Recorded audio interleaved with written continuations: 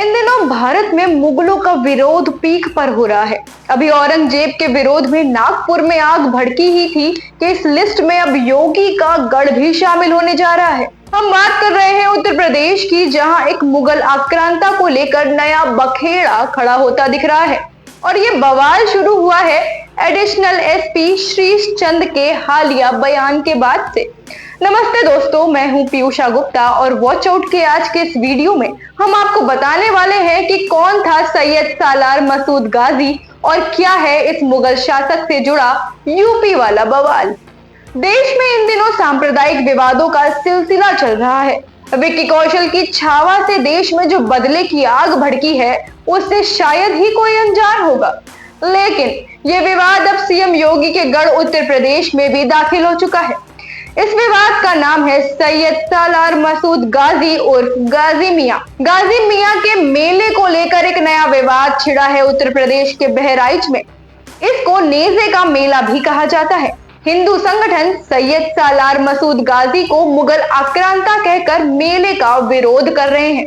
वहीं मुस्लिमों की रहनुमाई करने वाले उसे सूफी संत करार दे रहे हैं। गाजी मियां के मेले के आयोजक जब पुलिस के पास अनुमति लेने पहुंचे तो पुलिस ने गाजी मियां को लुटेरा करार देते हुए उनको साफ मना कर दिया। एडिशनल एसपी श्रीश चंद्र का कहना था, लूटा तो लुटेरे की याद में बिल्कुल नेजा नहीं गड़ेगा। याद रखिएगा, अगर गड़ा तो राजद्रोही हैं आप। अगर इस देश के हैं, आप ही कह रहे सोमनाथ को लूटा था, लुटेरे की याद में कैसे आप बना सकते हैं? बिल्कुल नहीं बनाएंगे। फिर भी पहले सुनिए, बिल्कुल कह रहा हूं, बिल्कुल नहीं होगा। फिर भी आपको लगता है कि नेजा बेड़ा आपको लगाना है, एप्लीकेशन दीजिएगा वहां जाके। लेकिन इसके पहले कोई भी आगामी कृत्य मत करिएगा कि मैं लगा रहा हूं। सैयद सालार मसूद गाजी की दरगाह यूपी के बहराइच जिले में है। सैकड़ों सालों से यहाँ बड़ा मेला लगता रहा है। बहराइच के अलावा बाराबंकी, अमरोहा, भदोही, मुरादाबाद समेत यूपी के कई जिलों में गाजी मियां का ये मेला लगता रहा है। लेकिन इस साल इसको लेकर बड़ा विवाद सामने आया है। मतलब कि इन शहरों में भी मेले की अनुमति ना देने की मांग उठने लग गई है। चलिए एक नजर डालते हैं कि कौन था सैयद सालार मसूद गाजी। सैयद सालार मसूद गाजी मुगल आक्रमणकारी था और रिश्ते में वो महमूद गजनवी का भांजा लगता था। 11वीं सदी में साल 1014 में अजमेर में इसका जन्म हुआ था।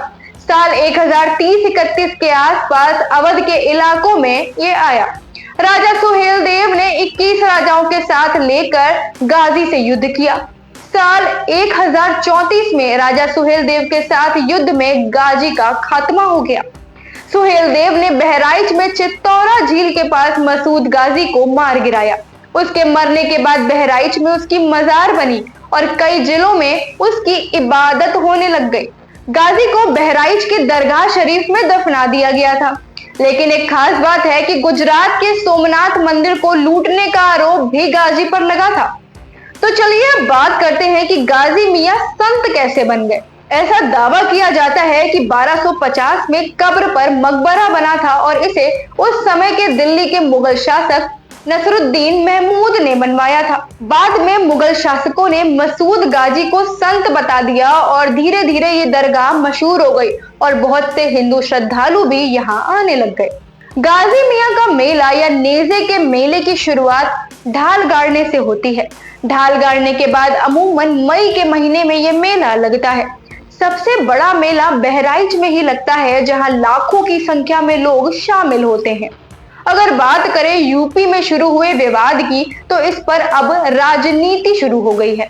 बीजेपी और समाजवादी पार्टी इस विवाद को लेकर आमने सामने आ गई हैं। सीएम योगी और अखिलेश यादव दोनों ही इस पर बयानबाजी कर रहे हैं और ऐसे मुद्दे हमेशा ही यूपी की राजनीति के लिए संवेदनशील रहे हैं। फिलहाल औरंगजेब और मसूद गाजी का विवाद थमेगा या इसके बाद कोई नया विवाद सामने आएगा, ये कहा नहीं जा सकता है। लेकिन जिस तरह से संभल से शुरू हुआ विवाद अब एक राजनीतिक मुद्दा बन गया है, वैसे ही ये मुद्दा भी राजनीति में लिपटता हुआ दिखने लग गया है। अगर ये विवाद बढ़ता है तो इस पर काफी कुछ होना बाकी है। आज के इस वीडियो में फिलहाल इतना ही। आपका इस पूरे मुद्दे पर क्या कहना है, हमें कमेंट सेक्शन में आके आप बता सकते हैं। साथ ही अगर आप चैनल पे नए हैं तो सब्सक्राइब करना बिल्कुल भी ना भूलें और ऐसी इन्फॉर्मेशन आप लोगों के साथ शेयर करें और खुद भी वीडियो को लाइक करें। तब तक के लिए स्वस्थ रहें, मस्त रहें, अपना बहुत ख्याल रखें। राधे राधे।